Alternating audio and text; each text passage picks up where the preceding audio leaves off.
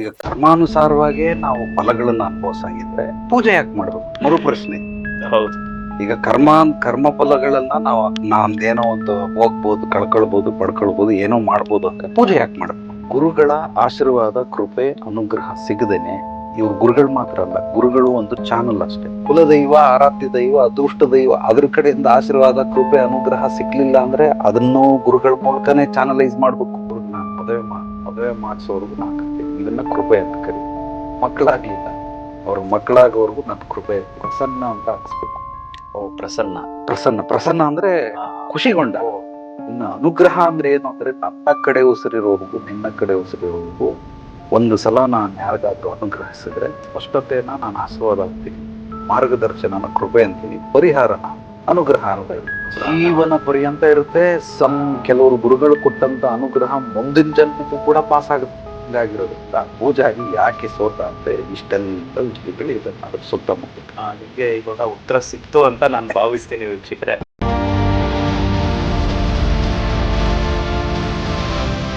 ನಮಸ್ತೆ ವೀಕ್ಷಕರೇ, ವಿಶ್ವಪ್ರಿಯ ವಾಹಿನಿ ವೀಕ್ಷಿಸಿರುವಂತ ಸಮಸ್ತ ವೀಕ್ಷಕರಿಗೆ ಸ್ವಾಗತ, ಸುಸ್ವಾಗತ.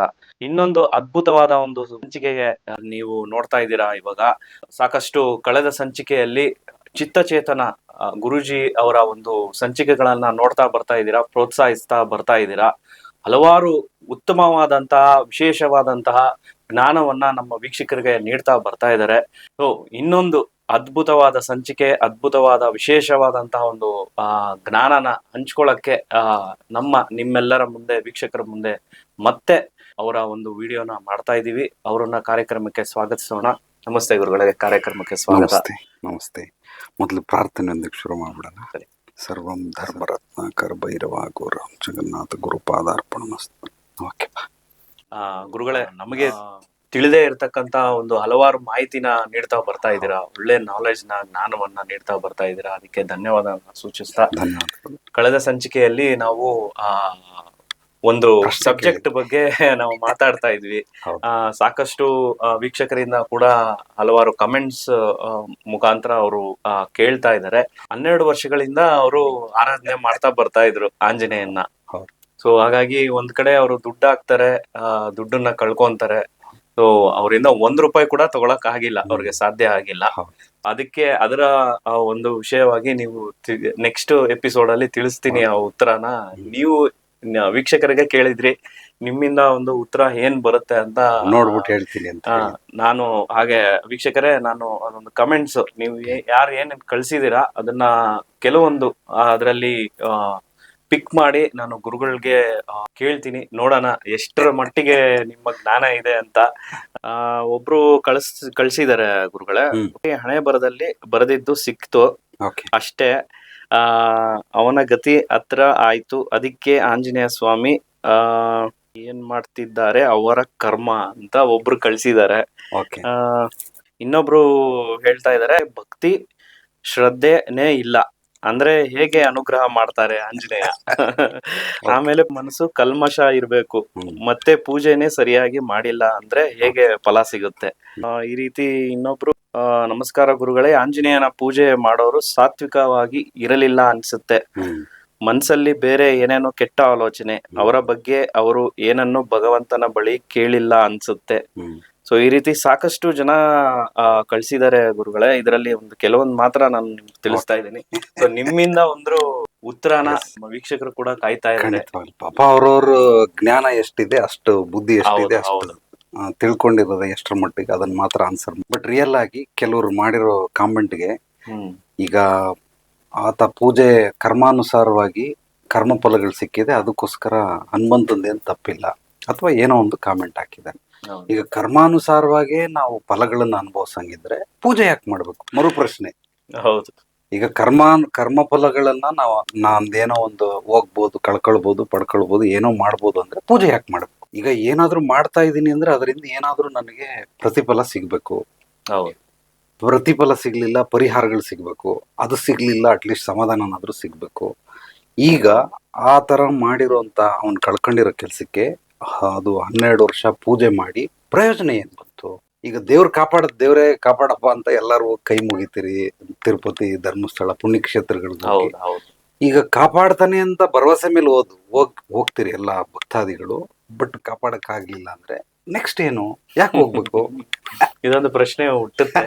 ಆದ್ರೆ ನಾವು ಭಗವದ್ಗೀತೆಯಲ್ಲಿ ಶ್ರೀಕೃಷ್ಣ ಪರಮಾತ್ಮ ಹೇಳಿರೋದು, ಏನೇ ನೀನು ಏನ್ ಮಾಡಿದ್ರು ಅದು ಆ, ಪ್ರತಿ ಫಲಾಪೇಕ್ಷೆ ಇಲ್ಲದೆ ನಾವು ಮಾಡ್ಬೇಕು ಅಂತ ಭಗವದ್ಗೀತೆಯಲ್ಲಿ ಶ್ರೀಕೃಷ್ಣ ಪರಮಾತ್ಮ ತಿಳಿಸಿದಾರಲ್ವಾ ಗುರುಗಳ. ಇನ್ನೊಂದು ಕಾಮೆಂಟ್ ಅಲ್ಲಿ ಅವ್ರು ಏನ್ ಹೇಳಿದಾರೆ, ಭಕ್ತಿ ಶ್ರದ್ಧೆ ಕಡಿಮೆ ಆಗಿತ್ತು, ಸಾತ್ವಿಕವಾಗಿ ಇಲ್ಲ.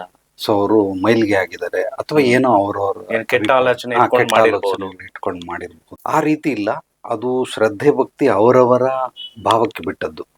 ಈಗ ಬೇಡರ ಕಣ್ಣಪ್ಪ ಸಿನಿಮಾ ನೋಡಿದಿರಾ? ಹೌದು. ಮಟನ್ ತಗೊಂಡ್ ಬಂದು ಲಿಂಗದ ಮೇಲೆ ಇಡ್ತಾರೆ, ಪಾಪ ಗೊತ್ತಿಲ್ಲ. ಹೌದು. ಈಗ ಬ್ರಾಹ್ಮಣರು ಶಿವಲಿಂಗನ ಹೇಗೆ ಪೂಜಿಸ್ತಾರೆ, ಒಬ್ಬ ಬೇಡರ ಕಣ್ಣಪ್ಪ ಅವನಿಗೆ ಏನೂ ಗೊತ್ತಿಲ್ಲ ಅದ್ರ ಬಗ್ಗೆ, ಆದ್ರೂ ಕೂಡ ಶಿವ ಮೆಚ್ಚದ, ಆದ್ರೂ ಕೂಡ ಶಿವ ಒಲದ. ಈಗ ಆಂಜನೇಯನ ದೇವಸ್ಥಾನದಲ್ಲೇ ನಾನೇ ಸುಮಾರು ಕಡೆ ನೋಡಿದ್ದೀನಿ, ಸಾತ್ವಿಕವಾಗಿರೋ ಆಂಜನೇಯನ ದೇವಸ್ಥಾನಗಳಿದಾವೆ, ಕೆಲವೊಂದು ಬಲಿ ಕೊಡೋ ಆಂಜನೇಯ ದೇವಸ್ಥಾನಗಳು ನೋಡಿದ್ದೀನಿ, ನಾನೇ ಕಣ್ಣಾರೆ ನೋಡಿದ್ದೀನಿ. ಮತ್ತೆ ಅಲ್ಲಿ ಈಗ ತಾಮಸಿಕ ಆಗೋಯ್ತಲ್ಲ, ಅಲ್ಲಿ ರಿಸಲ್ಟ್ ಹೇಗ್ ಬರ್ತದೆ? ಶ್ರದ್ಧೆ ಭಕ್ತಿ ಖಂಡಿತವಾಗ್ಲಿ ಇರ್ಲೇಬೇಕು. ನಮ್ಗೆ ದೇವ್ರ ಮೇಲಾಗ್ಲಿ, ಹಿರಿಯರ ಮೇಲಾಗ್ಲಿ, ಗುರುಗಳ ಮೇಲಾಗ್ಲಿ ಶ್ರದ್ಧೆ, ಭಕ್ತಿ, ಪ್ರೀತಿ, ಗೌರವ, ನಂಬಿಕೆ, ವಿಶ್ವಾಸ, ಇದರಲ್ಲೇ ಗುರು ಮತ್ತೆ ಹಿರಿಯರು ಮತ್ತೆ ಭಗವಂತ, ಇದು ಎಲ್ಲದ್ರ ಮೇಲೆ ಇದ್ರೇನೆ ನಮಗೆ ಆ ಕಡೆಯಿಂದ ಏನಾದ್ರೂ ಒಂದು ನಮ್ಗೆ ಆಶೀರ್ವಾದದ ರೂಪದಲ್ಲಿ ಸಿಗುತ್ತೆ ಹೊರತು ಇದು ಯಾವುದೂ ಇಲ್ಲದೇನೆ ಬರೋದಿಲ್ಲ. ಆದ್ರೂ ಆ ಒಂದು ಪೂಜಾರಿಗೆ ಯಾಕೆ ಹಾಗಾಯ್ತು ಅನ್ನೋದಕ್ಕೆ ಒಂದು ಉತ್ತರ ಕೊಟ್ಬಿಡ್ತೀನಿ, ಪಾಪ ಅವ್ರಿಗೆ ಗೊತ್ತಾಗಲ್ಲ, ಕುತೂಹಲದಿಂದ ಕಾಯ್ತಾ ಇರ್ತಾರೆ. ಸೊ ರೀಸನ್ ಏನು ಅಂದ್ರೆ ದಡ್ಡತನ, ಮೂರ್ಖತನ, ಅಜ್ಞಾನ, ಅಹಂಕಾರ, ಅವಿವೇಕ, ಅತಿಯಾಸೆ. ಯಾರು ಮನುಷ್ಯನಲ್ಲಿದ್ದು ಅವರಲ್ಲಿ ಅಂತಲ್ಲ ನಾನು ಹೇಳ್ತಾ ಇರೋದು, ಪ್ರತಿಯೊಬ್ಬ ಭೂಮಿ ಮೇಲಿರೋ ಅಷ್ಟು ಜನ ಮನುಷ್ಯರಲ್ಲಿ ಈ 6 ಗುಣಗಳು ಒಳಗಡೆ ಇನ್ಬಿಲ್ಟ್ ಮೆಮೊರಿ. ನಾವು ಮೊಬೈಲ್ ತಗೊಂಡಾಗ ಆ್ಯಪ್ಗಳೆಲ್ಲ ಅದರಲ್ಲಿ ಇರ್ತದಲ್ಲ, ಕೆಲವೊಂದು ನಾವು ಇನ್ಸ್ಟಾಲ್ ಮಾಡ್ಕೊಳ್ತೀರಿ, ಬಟ್ ಆ್ಯಪ್ಗಳು ಆ ಥರ ಇನ್ಬಿಲ್ಟ್ ಮೆಮೊರಿ ಅದು. ಇದನ್ನ ತಡೆ ಹಿಡಿಯೋದಕ್ಕೆ ಇಲ್ಲಿ ಭೂಮಂಡಲದಲ್ಲಿ ಒಂದೇ ಮಾರ್ಗ ಕೊಟ್ಟಿರೋದು, ವ್ಯವಸ್ಥೆ ಇರೋದು, ಬೇರೆ ಯಾವುದು ವ್ಯವಸ್ಥೆಗಳಿಲ್ಲ. ಹರಮುನಿದರು ಗುರು ಕಾಯುವ, ಗುರುದೃಷ್ಟಿ ಕೋಟಿ ದೋಷ ನಿವಾರಣೆ. ಮುಂದೆ ಗುರಿ, ಹಿಂದೆ ಗುರು ಇರಲೇಬೇಕು. ಯಾರ್ಯಾರಿಗೆಲ್ಲ ಮುಂದೆ ಗುರಿನೂ ಇಲ್ಲ, ಹಿಂದೆ ಗುರುನೂ ಇಲ್ಲ, ಇವರು ಪಲ್ಟಿ ಹೊಡಿತಾ ಹೋಗ್ತಾರೆ ಜೀವನದಲ್ಲಿ. ಅಂದ್ರೆ ಏನು ಸಿಗೋದಿಲ್ಲ, ಕೈಗೆ ಬಂತು ಬಾಯಿಗೆ ಬರಲ್ಲ. ಗಳಿಸ್ತಾರೆ, ಕಷ್ಟಪಟ್ಟು ಗಳಿಸಿರ್ತಾರೆ, ಆದ್ರೆ ಅದು ಸಂಪೂರ್ಣವಾಗಿ ಡೈಜೆಸ್ಟ್ ಆಗಲ್ಲ. ಅದಕ್ಕೆ ಕೈಗೆ ಬಂತು ಬಾಯಿಗೆ ಬರ್ಲಿಲ್ಲ ಅಂತ ಹೇಳ್ತಾರೆ. ಕೆಲವರು ಗಳಿಸ್ತಾರೆ, ಕಳ್ಕೊಳ್ತಾರೆ, ಗಳಿಸ್ತಾರೆ, ಅಂದ್ರೆ ಟ್ರಯಲ್ ಅಂಡ್ ಎರರ್ ಅಂತ ಹೋಗ್ತಾನೆ ಇರ್ತಾರೆ. ಗುರುಗಳ ಆಶೀರ್ವಾದ, ಕೃಪೆ, ಅನುಗ್ರಹ ಸಿಗದೇನೆ, ಇವ್ರು ಗುರುಗಳು ಮಾತ್ರ ಅಲ್ಲ, ಗುರುಗಳು ಒಂದು ಚಾನಲ್ ಅಷ್ಟೇ. ಇವಾಗ ನಮ್ಗೆ ಶಕ್ತಿಪೀಠ ಅಂತ ಕರೀತಾರೆ. ಏನದು ಶಕ್ತಿಪೀಠ ಅಂದ್ರೆ ಒಂದು ಕೇಂದ್ರ. ಈಗ ಬರ್ಮುಡಾ ಟ್ರಯಾಂಗಲ್ ನಾವು ಲಾರ್ಜ್ ಸ್ಕೇಲ್ ಅಲ್ಲಿ ತಿಳ್ಕೊಳ್ಬೇಕಂದ್ರೆ ಅದ್ರೊಳಗಡೆ ಏನೇ ಹೋದ್ರು ಮಾಯ ಆಗ್ಬಿಡ್ತದೆ. ಅದು ಒಂದು ಎನರ್ಜೆಟಿಕ್ ಪಾಯಿಂಟ್ ಅದು ಭೂಮಿ ಮೇಲೆ. ಅದೇ ತರ ಶಕ್ತಿ ಪೀಠಗಳಿರ್ತಾವ, ಆ ಚಾನಲೈಸ್ ಆಗ ಅಲ್ಲಿಂದ ನಮ್ಗೆ ಶಕ್ತಿ ಚೈತನ್ಯ ಹೊರಗೆ ಬರ್ತವೆ. ಈಗ ನಾವು ಕುತ್ಕೊಂಡು ಧ್ಯಾನ ಮಾಡ್ತೀರಿ, ಮಹಾತ್ಮರಿಗೆ ಈಗ ಬುದ್ಧ ಅವನಿಗೆ ಜ್ಞಾನೋದಯ ಆಗ್ಬೇಕಂತ ಅಲ್ಲಿ ಕುತ್ಕೊಂಡ, ಇಲ್ಲಿ ಕುತ್ಕೊಂಡ, ಅಲ್ಲೋದ, ಇಲ್ಲೋ ಸುತ್ತ ಎಲ್ಲೋ ಒಂದ್ ಕಡೆ ಅವನಿಗೆ ಒಂದು ಅರಳಿ ಮರದ ಕೆಳಗಡೆ ಜ್ಞಾನೋದಯ ಆಯ್ತು. ಅದನ್ನ ಶಕ್ತಿ ಪೀಠ ಅಂತ ಕರೀತಾರೆ. ಅದು ಬುದ್ಧನಿಗಾಯ್ತು ಅಂದ್ಬಿಟ್ಟು ಎಲ್ರಿಗೂ ಅಲ್ಲೇ ಆಗಲ್ಲ, ಒಬ್ಬೊಬ್ರಿಗೆ ಒಂದೊಂದು ಸ್ಥಳದಲ್ಲಿ ಅದು ಜ್ಞಾನೋದಯ ಆಗುತ್ತೆ, ಅಥವಾ ಏನೋ ಅವ್ರಿಗೆ ಗೋಚರ ಆಗುತ್ತೆ, ಅಗೋಚರ ಶಕ್ತಿ. ಈ ರೀತಿ ಈ ವ್ಯಕ್ತಿಗಳು ಏನ್ ಮಾಡ್ತಾರೆ, ಪೂಜಾರಿ ಪೂಜೆ ಮಾಡುವಂತವನು ಇದನ್ನೆಲ್ಲ ಅಂದ್ರೆ ಗುರುಗಳು ಅದನ್ನ ಚಾನಲೈಸ್ ಮಾಡ್ತಾರೆ. ಗುರುಗಳು ಕೂಡ ಒಂದ್ ರೀತಿ ಶಕ್ತಿಪೀಠನೇ. ಈಗ ಹಿರಿಯರು ಅಂದ್ರೆ ನಿಮ್ಮ ಜನ್ಮ ಕೊಟ್ಟ ತಂದೆ ತಾಯಿಯರು, ಪೂರ್ವಜರು ಅಂದ್ರೆ ಸತ್ತೋಗಿರೋರ್ನ ಪೂರ್ವಜರು ಅಂತ ಕರೀತಾರೆ. ಅಂದ್ರೆ ಈಗ ನಮ್ ತಂದೆ ಇದ್ದಾರೆ, ನಮ್ ತಾತ ಇಲ್ಲ, ಅವ್ರನ್ನ ಪೂರ್ವಜರು ಅಂತಾರೆ. ಹಂಗೆ ನಮ್ ತಾಯಿ ಇದ್ದಾರೆ, ನಮ್ಮ ತಾತ ಇಲ್ಲ, ತಾತ ಅಜ್ಜಿ ಇಲ್ಲ, ಅವರು ಸತ್ತೋದವ್ರನ್ನೆಲ್ಲ ಪೂರ್ವಜರು. ಗುರು ಹಿರಿಯರು ಅಂದ್ರೆ 2 ರೀತಿ. ಒಂದು ವಿದ್ಯೆ ಹೇಳ್ಕೊಡುವಂತ ಗುರುಗಳು, ಇನ್ನೊಂದು ವೃತ್ತಿ ಹೇಳ್ಕೊಡುವಂತ ಗುರುಗಳು, ಮತ್ತೊಬ್ರು ಜೀವನ ಹೇಳ್ಕೊಡುವಂತ ಗುರುಗಳು. ಇದನ್ನ ಕನ್ಫ್ಯೂಷನ್ ಮಾಡ್ಕೊಳ್ಳೋ ಅವಶ್ಯಕತೆ ಇಲ್ಲ, ಅದಕ್ಕೆ ಎಲ್ಲ ಬಿಡಿಸಿ ಹೇಳ್ತಾ ಇದ್ದೀನಿ. ಶಿಕ್ಷಕರು ಬೇರೆ, ಗುರುಗಳು ಬೇರೆ. ಬಟ್ ನಮ್ಮ ಭಾರತದ ಸಂಸ್ಕೃತಿ ಒಂದಕ್ಷರ ಕಲ್ಸ್ಕೊಟ್ಟವರು ಗುರುಗಳು ಅಂತ ನಾವು ಅವ್ರಿಗೆ ಬಹಳ ಸ್ಥಾನನ ಕೊಟ್ಟಿರ್ತೀರಿ. ಎಲ್ರು ಗುರು ಅಂತಾನೆ ಕರಿತೀರಿ, ನಾವು ಕರಿಬೇಕು. ಒಂದಕ್ಷರ ಕಲ್ಸ್ಕೊಟ್ಟವರು ಗುರುಗಳೇ. ಆದ್ರೆ ನಿಜವಾದ ಅರ್ಥದಲ್ಲಿ ಶಿಕ್ಷಕರು ಅಂದ್ರೆ ಪುಸ್ತಕ ನೋಡಿ ಪಾಠ ಮಾಡ್ತಾರಲ್ಲ, ಇವ್ರನ್ನ ಶಿಕ್ಷಕರು ಅಂತ ಕರಿ. ಗುರುಗಳು ಅಂದ್ರೆ ಅವರ ಅನುಭವಗಳನ್ನ ಹಂಚ್ಕೊಳ್ತಾರಲ್ಲ, ಇವ್ರು ಗುರುಗಳು. ಅವ್ರ ಪುಸ್ತಕ ನೋಡಲ್ಲ. ಈಗ ನನ್ನ ಹತ್ರ ಯಾವ್ದು ಪುಸ್ತಕಗಳಿಲ್ಲ, ಅವರ ಪ್ರಶ್ನೆ ಕೇಳಿ ಉತ್ತರ ಕೊಡ್ತೀನಿ. ಎಲ್ಲ ಅನುಭವದ ಉತ್ತರ. ಇದು ಜೀವನದ ಬಗ್ಗೆ ಮಾತಾಡ್ತಾರೆ, ದೇಹ, ಮನಸ್ಸು, ಆತ್ಮದ ಬಗ್ಗೆ ಮಾತಾಡ್ತಾರೆ, ಸ್ಥೂಲ ಶರೀರ, ಸೂಕ್ಷ್ಮ ಶರೀರ, ಕಾರಣ ಶರೀರದ ಬಗ್ಗೆ ಮಾತಾಡ್ತಾರೆ, ಧ್ಯಾನದ ಬಗ್ಗೆ ಮಾತಾಡ್ತಾರೆ, ಕೆಲವೊಂದು ಸೂಕ್ಷ್ಮ ವಿದ್ಯೆಗಳ ಬಗ್ಗೆ ಮಾತಾಡ್ತಾರೆ, ಸಮಸ್ಯೆಗಳನ್ನ ಪರಿಹಾರಗಳನ್ನ ಕೊಡ್ತಾರೆ. ಈ ರೀತಿ ಹಲವಾರು ರೀತಿ ಗುರುಗಳಿದ್ದಾರೆ. ಆದ್ರೂ ನಾವು ಮೂರನ್ನ ತಿಳ್ಕೊಳ್ಳೋದು: ವಿದ್ಯೆ ಕಲಿಸ್ಕೊಟ್ಟವರು, ಆಮೇಲೆ ವೃತ್ತಿ ಕಲಿಸ್ಕೊಟ್ಟವರು, ಜೀವನ ದರ್ಶನ ಮಾಡಿಸ್ಕೊಟ್ಟವ್ರು. ಈಗ ಉದಾಹರಣೆಗೆ ನನ್ನ ಪ್ರಕಾರ DVG ಅವರು ಕೂಡ ಗುರುಗಳು. ಅವ್ರನ್ನ ಗುರು ಅಂತ ಅವ್ರು ಕರ್ಕೊಳ್ಳಲ್ಲ, ಬೇರೆಯವ್ರು ಕರೆಯಲ್ಲ, ಬಟ್ ನಾನ್ ಕರಿತೀನಿ. ಯಾಕೆಂದ್ರೆ ಆ ಮಂಕುತಿಮ್ಮನ ಕಗ್ಗ ಇದೆಯಲ್ಲ, ನನ್ನ ಪಾಲಿಗೆ ಅದು ಭಗವದ್ಗೀತೆ. ಏನು ಅದ್ಭುತವಾದ ಅದು. ಒಂದೊಂದು ಆ ಕಗ್ಗಗಳನ್ನು ಓದ್ತಾ ಇದ್ರೆ ನಿಜವಾಗ್ಲೂ ಖುಷಿ ಆಗುತ್ತೆ. ಒಂಥರ ಅಮೃತ ಪಾನ ಮಾಡ್ದಂಗೆ ಆಗುತ್ತೆ, ಸಂತೋಷ ಆಗುತ್ತೆ. ನನ್ನ ಪ್ರಕಾರ ಅವರು ಕೂಡ ಗುರುಗಳು ಅಂತ ನಾನು ಕರಿತೀನಿ. ಜೀವನ ದರ್ಶನ, ಅವ್ರ ಜೀವನ ದರ್ಶನಗಳನ್ನು ಹೇಳ್ಕೊಡ್ತಾರೆ. ಅದೇ ರೀತಿ ಒಬ್ಬ ಗುರು ಚಾನಲೈಸ್ ಮಾಡ್ತಾನೆ. ಎಲ್ಲಿಂದ? ಗುರು ಹಿರಿಯರು ಪೂರ್ವಜರಿಂದ ಆಶೀರ್ವಾದ, ಕೃಪೆ, ಅನುಗ್ರಹ ಪಡ್ಕೊಳ್ಳೋದಕ್ಕೆ ಸಿಕ್ಕಿರ್ತದೆ. ಸಿಕ್ಲಿಲ್ಲ ಅಂದ್ರೆ ಗುರು ಕಡೆಯಿಂದಾನೇ ಬರ್ಬೇಕು. ಕುಲದೈವ, ಆರಾಧ್ಯ ದೈವ, ಅದೃಷ್ಟ ದೈವ, ಅದ್ರ ಕಡೆಯಿಂದ ಆಶೀರ್ವಾದ, ಕೃಪೆ, ಅನುಗ್ರಹ ಸಿಕ್ಲಿಲ್ಲ ಅಂದ್ರೆ ಅದನ್ನು ಗುರುಗಳ ಮೂಲಕನೇ ಚಾನಲೈಸ್ ಮಾಡ್ಬೇಕು. ಅಪ್ಪ ಅಮ್ಮನ್ನ ಜಗಳ ಮಾಡ್ಕೊಂಡು ಎಷ್ಟೋ ಜನ ಓಡಿಸ್ಬಿಟ್ಟವ್ರು, ಅಥವಾ ಅಪ್ಪ ಅಮ್ಮನೇ ಮಗನ ಓಡಿಸ್ಬಿಟ್ಟವ್ರೆ. ಇವ್ರ ಕಡೆಯಿಂದಾನು ಆಶೀರ್ವಾದಗಳು ಬೇಕು, ಕೃಪೆ, ಅನುಗ್ರಹ ಬೇಕು. ಅದನ್ನ ಮಾಡ್ಸಕ್ಕೆಯಿಂದಾನು ಗುರುಗಳಿಂದಾನೇ ಸಾಧ್ಯ. ಇದು ಚಾನಲೈಸ್ ಮಾಡಕ್, ಅಷ್ಟು ಆಶೀರ್ವಾದ, ಕೃಪೆ, ಅನುಗ್ರಹ ಚಾನಲೈಸ್ ಮಾಡೋದಕ್ಕೆ ಗುರುವಿನ ಅಗತ್ಯ ಅತ್ಯಗತ್ಯ. ಇದಕ್ಕೆ ಮನುಷ್ಯ ಮೂಲವಾಗಿ ಗುರುಗೆ ಈ ಒಂದು ವಿದ್ಯೆಗಳನ್ನ ಕಲ್ತಿರೋನ್ನ ಗುರು ಅಂತಾರೆ ಹೊರತು ಇನ್ನು ಯಾವುದೇ ರೀತಿ ಅವನಿಗೆ ಕೆಲಸಗಳಿಲ್ಲ. ಆದ್ರೂ ಜನಗಳ ಅರ್ಥ ಮಾಡ್ಕೊಳ್ಳಿ ಅಂತ ಏನ್ ಮಾಡಬಾರ್ದು, ಏನ್ ಮಾಡ್ಬೇಕು, ಹೇಗ್ ಮಾಡ್ಬೇಕು ಅಂತ ಹೇಳ್ಕೊಡೋರೇ ಗುರು. ಈಗ ಇದನ್ನೆಲ್ಲ ಆಶೀರ್ವಾದ, ಕೃಪೆ, ಅನುಗ್ರಹ ಅಂತ ಹೇಳ್ಬಿಟ್ಟೆ. ಅಲ್ಲಿ ಮತ್ತೆ ಕನ್ಫ್ಯೂಷನ್ ಆಗುತ್ತೆ. ಆಶೀರ್ವಾದ ಅಂದ್ರೆ ಏನು, ಕೃಪೆ ಅಂದ್ರೆ ಏನು, ಅನುಗ್ರಹ ಅಂದ್ರೆ ಏನು ಹೇಳಿದೀನಿ. ಮತ್ತೆ ಇನ್ನೊಂದ್ಸಲ ಹೇಳ್ಬಿಡ್ತೀನಿ. ಯಾರೋ ಕಾಲಿಗೆ ಬಿದ್ದು ಹಿರಿಯರಿಗೆ ಆಶೀರ್ವಾದ ಮಾಡಿ, ತಥಾಸ್ತಪ, ಒಳ್ಳೇದಾಗ್ಲಿ, ದೀರ್ಘಾಯುಷ್ಮಾನ್ ಭವ, ಯಶಸ್ವಿಮಾನ್ ಭವ, ಕೀರ್ತಿಮಾನ್ ಭವ, ಏನೋ ಕಲ್ಯಾಣ ಮಸ್ತು, ಪುತ್ರ ಪ್ರಾಪ್ತಿರಸ್ತು ಅಂತ ಏನೋ ಹೇಳ್ತಾರೆ. ಅದು ಅವ್ರ ಕಾಲಿಗೆ ಮುಗಿದ್ರು, ಆಶೀರ್ವಾದ ಮಾಡಿದ್ರು ಮುಗುತ್ತಲ್ಲಿ. ಅಂದ್ರೆ ಒಂದು 10 ಸೆಕೆಂಡ್ ಅಥವಾ 15 ಸೆಕೆಂಡ್, ಇಲ್ಲ 30 ಸೆಕೆಂಡ್, 1 ನಿಮಿಷ ಕ್ಲೋಸ್. ಇದನ್ನ ಆಶೀರ್ವಾದ ಅಂತ. ಕೃಪೆ ಅಂದ್ರೆ ಏನು ಅಂದ್ರೆ, ಈಗ ವಿಶ್ವ ಒಂದು ಮನೆ ಕಟ್ಟಬೇಕು.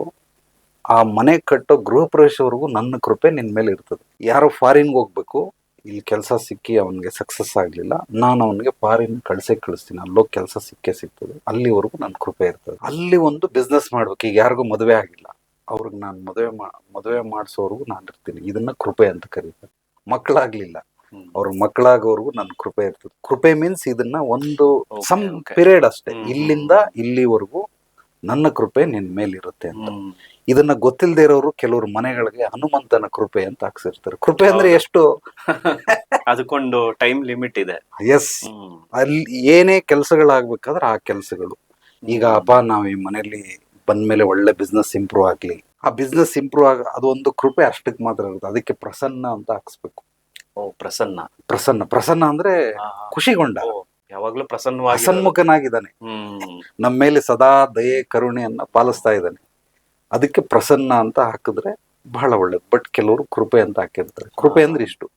ಇನ್ನು ಅನುಗ್ರಹ ಅಂದ್ರೆ ಏನು ಅಂದ್ರೆ, ನನ್ನ ಕಡೆ ಉಸಿರಿರೋರ್ಗು, ನಿನ್ನ ಕಡೆ ಉಸಿರಿರೋರ್ಗು ಒಂದು ಸಲ ನಾನು ಯಾರಿಗಾದ್ರೂ ಅನುಗ್ರಹಿಸಿದ್ರೆ ಅದನ್ನ ಭಗವಂತ ಕೂಡ ಕ್ಯಾನ್ಸಲ್ ಮಾಡಕ್ ಆಗೋದಿಲ್ಲ. ಅವನ್ ಸಾಯ್ಬೇಕಿಲ್ಲ ನಾನ್ ಸಾಯ್ಬೇಕು. ಇದು ಅನುಗ್ರಹ. ಇದು ಒಂದ್ ಜೀವನ ಪರ್ಯಂತ ಇರುತ್ತೆ. ಜೀವನ ಪರ್ಯಂತ ಇರುತ್ತೆ. ಕೆಲವರು ಗುರುಗಳು ಕೊಟ್ಟಂತ ಅನುಗ್ರಹ ಮುಂದಿನ ಜನ್ಮಕ್ಕೂ ಕೂಡ ಪಾಸ್ ಆಗುತ್ತೆ. 3 ಜನ್ಮಕ್ಕೂ ಬೇಕಾದ್ರೆ ಸಿಗ್ತದೆ, 30 ಜನ್ಮಕ್ಕೂ ಬೇಕಾದ್ರೆ ಸಿಗ್ತದೆ. ಈ ತರ ಅನುಗ್ರಹ ಮಾಡುವಂತಹ ಕೆಲವರು ಮಹಾನ್ ಶಕ್ತಿ ಉಳ್ಳಂತ ಗುರುಗಳು, ದಿವ್ಯ ದೃಷ್ಟಿ ಉಳ್ಳಂತ ಗುರುಗಳು ಇದ್ದಾರೆ ಒಂದರ್ಥದಲ್ಲಿ. ಇನ್ನೊಂದರ್ಥದಲ್ಲಿ ಆಶೀರ್ವಾದ, ಅದನ್ನ ಹೇಳ್ಬಿಡ್ತೀನಿ. ಆಶೀರ್ವಾದ ಏನಂದ್ರೆ, ನಿಮ್ಗೆಲ್ಲ ಅದ್ಭುತವಾಗಿ ಏನೋ ಬಿಸ್ನೆಸ್ ಮಾಡ್ತಾ ಇದೀರಾ, ನನಗೆ ದುಡ್ಡು ಬರಬೇಕು, ದುಡ್ಡು ಬಂತು, ಇದೇ ಆಶೀರ್ವಾದ. ಆದ್ರೆ ಆ ದುಡ್ಡು ಉಪಯೋಗಕ್ಕೆ ಬರಲಿಲ್ಲ. ಯಾಕೆಂದ್ರೆ ಕೃಪೆ ಇಲ್ಲ, ಅದಕ್ಕೆ ಉಪಯೋಗಕ್ಕೆ ಬರಲಿಲ್ಲ. ದುಡ್ಡು ಬಂತು, ಬಿಸ್ನೆಸ್ ಸೂಪರ್ ಆಗಿ ನಡೀತು, ಎಲ್ಲ ಬಂತು, ಯಾರೋ ಕಳ್ಳ ಹೊಡ್ಕೊಂಡು ಹೋಗ್ಬಿಟ್ಟ, ಮೋಸಗಾರ ಹೊಡ್ಕೊಂಡು ಹೋಗ್ಬಿಟ್ಟ, ಅಥವಾ ಈ ದುಡ್ಡನ್ನ ಯಾವುದೋ ಒಂದು ರೂಪದಲ್ಲಿ ಪೋಲಾಗೋಯ್ತು, ಕಳ್ಕೊಂಡ್ರಿ ಅಷ್ಟೇ. ಯಾಕೆ ಕಳ್ಕೊಂಡ್ರಿ ಅಂದ್ರೆ, ನಿಮ್ಗೆ ಆಶೀರ್ವಾದ ಮಾತ್ರ ಇದೆ ಹೊರತು ಕೃಪೆ ಇಲ್ಲ, ಕಳ್ಕೊಂಡ್ರಿ. ಈಗ ಯಾರೋ ಒಂದು ಈ CC ಕ್ಯಾಮ್ರಾಗಳನ್ನೆಲ್ಲ ಮಾಡ್ತಾರಲ್ಲ, ಒಬ್ಬ ಶಿಷ್ಯ ಅದನ್ನೆಲ್ಲ ಮಾಡ್ದ. ಅವನ್ ನನ್ನ ಹತ್ರ ಬಂದು ಮಾರ್ಗದರ್ಶನ ಪಡ್ಕೊಂಡು, ಸ್ಪಷ್ಟತೆ, ಕ್ಲಾರಿಟಿ ತಗೊಂಡೋದ. ಮಾರ್ಗದರ್ಶನ ನಂದು 3 ಕೆಲಸ: ಸ್ಪಷ್ಟತೆ, ಮಾರ್ಗದರ್ಶನ, ಪರಿಹಾರ. ಇದಕ್ಕೆ ನಾನು ಮಾರ್ಕ್ಸ್ ಕೊಟ್ಬಿಟ್ಟಿದ್ದೀನಿ. ಸ್ಪಷ್ಟತೆಗೆ 10%, ಮಾರ್ಗದರ್ಶನಕ್ಕೆ 30%, ಪರಿಹಾರಕ್ಕೆ 60%. ಸ್ಪಷ್ಟತೆ ತಗೊಂಡು ಹೋಗ್ಬಿಟ್ಟ. ಅವನಿಗೆ ಮಾರ್ಗದರ್ಶನಕ್ಕೆ ಬಾಪ ಅಂದ್ರೆ ಬರ್ಲೇ ಇಲ್ಲ. ಇನ್ನು ಪರಿಹಾರಗಳಂತೂ ಅವನೇನು ಮಾಡ್ಕೊಳ್ಳೇ ಇಲ್ಲ.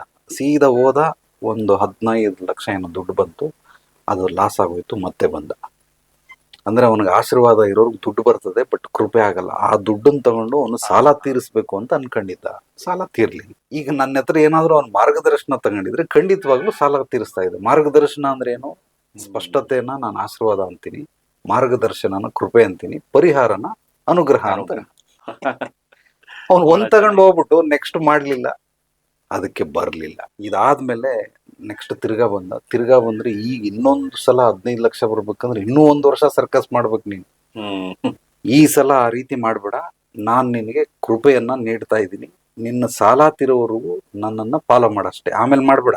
ಈಗ ನಿಂದ ಟಾರ್ಗೆಟ್ ಏನು, ಆಮೇಲೆ ಬೇಕು ಅಂದ್ರೆ ಬಾ ತಿರ್ಗಾ, ಬಟ್ ಈ ಒಂದು ಸಾಲಕ್ಕೆ, ಮುಕ್ತಿ ಮೋಕ್ಷಕ್ಕೆ ನನ್ನ ಕಡೆಯಿಂದ ನೀನ್ ಮಾರ್ಗದರ್ಶನ ತಗೊಂಡ್ರೆ ಖಂಡಿತವಾಗ್ಲೂ ಆಗ್ತದೆ ಅಂತ. ಆಮೇಲೆ ತಗೊಂಡ್ ಬಂದು ಅದನ್ನ ತೀರಿಸ್ತಾ, ಯಾವುದೋ ಒಂದು ರೂಪದಲ್ಲಿ ತೀರಿಸ್ತಾ. ಇನ್ನು ಅನುಗ್ರಹ ಅಂದ್ರೆ ಅವನ್ ಸಾಯೋವರ್ಗುನು ಆ ಥರ ಎಲ್ರಿಗೂ ಅನುಗ್ರಹಿಸೋದಲ್ಲ ಗುರುಗಳು. ಯಾರೋ 1000ದಲ್ಲೋ 1,00,000ದಲ್ಲೋ ಒಬ್ರಿಗೆ ಮಾತ್ರ ನನ್ನ ಅನುಗ್ರಹ ನಿನ್ ಮೇಲೆ ಇರುತ್ತೆ ಅಂತ ಹೇಳಿರ್ತಾರೆ ಹೊರತು ಸುಮ್ನೆ ಎಲ್ರಿಗೂ ಅನುಗ್ರಹಗಳು ಸಿಗೋದಿಲ್ಲ. ಅನುಗ್ರಹ ಸಿಗ್ಬೇಕಾದ್ರೆ ಮೊದಲು ಈ 3 ಪದಗಳ ಅರ್ಥ ತಿಳ್ಕೊಳ್ಬೇಕು. ಒಡನಾಟ. ಈಗ ವಿಶ್ವನಿಗೂ ನನಗೂ ಒಡನಾಟ ಇದೆ, ಅವಾಗ ಬರ್ತೀರಿ, ಭೇಟಿ ಆಗ್ತೀರಿ, ಮಾತಾಡ್ತೀವಿ. ಸಂಪರ್ಕ ಅಂದ್ರೆ ರೆಗ್ಯುಲರ್ ಆಗಿ ಯಾವಾಗ್ಲೋ ಒಂದ್ಸಲ ಹಾಯ್ ಬಾಯ್ ಸಿಕ್ಕಿ ಚೆನ್ನಾಗಿದಾರ, ಮಕ್ಕಳೆಲ್ಲ ಚೆನ್ನಾಗವ್ರ, ಇದು ಬೇಸಿಕ್ ಕಮ್ಯುನಿಕೇಶನ್. ಅಂದ್ರೆ ಸ್ನೇಹಿತರ ಹತ್ರ ಮಾತಾಡುವಂತ ರೀತಿನಿ, ಅದು ಒಡನಾಟ ಅಷ್ಟೇ, ಸಂಪರ್ಕ ಅಲ್ಲ. ಸಂಪರ್ಕ ಅಂದ್ರೆ ಬಂದು ಮಾರ್ಗದರ್ಶನ ತಗೊಳ್ತಾರೆ, ಏನ್ ಮಾಡ್ಬೇಕು, ಹೇಗ್ ಮಾಡ್ಬೇಕು, ಯಾವಾಗ ಮಾಡ್ಲಿ, ಏನ್ ಮಾಡಿದ್ರೆ ಸರೋಗುತ್ತೆ ಇಲ್ಲ ಅಂತ ಕೇಳ್ಕೊಳ್ತಾರೆ. ಇದು ಅಂದ್ರೆ ಸಂಪರ್ಕದಲ್ಲಿದ್ದಾರೆ. 3ನೇದು ಸಾನ್ನಿಧ್ಯ. ಈಗ ನಮ್ ಶಿಷ್ಯ ಬತ್ತನಲ್ಲ ರವಿ, ಅವನು ಸಾನ್ನಿಧ್ಯ, ಅದು ಎಲ್ರಿಗೂ ಸಿಕ್ಕಿಲ್ಲ. ನೀನ್ ಕೋಟಿ ಕೊಟ್ಟಿರೋನ್ಗೂ ಸಾನ್ನಿಧ್ಯ ಸಿಗೋದಿಲ್ಲ. ಸಾನ್ನಿಧ್ಯ ಸಿಗ್ಬೇಕಂದ್ರೆ ಈ 3 ಒಡನಾಟ, ಸಂಪರ್ಕ, ಸಾನ್ನಿಧ್ಯ ಸಿಕ್ಕಿರೋರ್ಗೆ ಅನುಗ್ರಹ ಸಿಗುತ್ತೆ ಹೊರತು ಬೇರೆ ಯಾರಿಗೂ ಅನುಗ್ರಹ. ಹಂಗಾಗಿರೋದ್ರಿಂದ ಪೂಜಾರಿ ಯಾಕೆ ಸೋತ ಅಂದ್ರೆ ಇಷ್ಟೆಲ್ಲ ವಿಷಯಗಳು ಇದ್ದಾವೆ ಅದ್ರ ಸುತ್ತಮುತ್ತ. ಬಹಳ ಒಂದು ಚೆನ್ನಾಗಿ ಅರ್ಥಬದ್ಧವಾಗಿರುವಂತ, ಅದೇ ಎಳೆಯಾಗಿ ಗುರುಗಳು ಪ್ರತಿಯೊಂದನ್ನು ತಿಳಿಸ್ಕೊಟ್ಟಿದ್ದಾರೆ. ನಿಮ್ಗೆ ಇವಾಗ ಉತ್ತರ ಸಿಕ್ತು ಅಂತ ನಾನು ಭಾವಿಸ್ತೀನಿ ವೀಕ್ಷಕರೇ. ಇದಕ್ ಮೇಲೂ ನಿಮ್ಗೆ ಪ್ರಶ್ನೆ ಇದ್ರೆ ಖಂಡಿತ ನೀವು ಕಮೆಂಟ್ ಮುಖಾಂತರ ತಿಳಿಸಿ, ಅದನ್ನ ಗುರುಗಳಿಂದ ನಾವು ಉತ್ತರ ಪಡೆಯುವಂತ ಒಂದು ಪಡ್ಕೊಳ್ಳೋಣ ಅವರಿಂದ ಅಂತ ಈ ಮೂಲಕ ನಾನು ತಿಳಿಸ್ತಾ ಇದ್ದೀನಿ.